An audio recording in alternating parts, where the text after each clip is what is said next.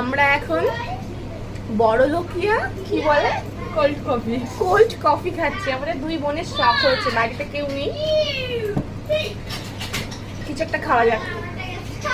তো আমরা cold coffee বানালাম, পরিমাণে অল্প অল্পই বানিয়েছি, জানি এত বড় একটা গ্লাস এইটুকু, কারণ ভাবলাম বড় পরিমাণে অল্প অল্প বানিয়েছে, কিন্তু এত বড় একটা গ্লাস হান্দাইছে না। কারণটা বলছি, যদি খেতে খারাপ লাগে এতটা বাড়িয়ে নিয়ে খাবারটা নষ্ট করার কোনো দরকার নেই, যার জন্য অল্প।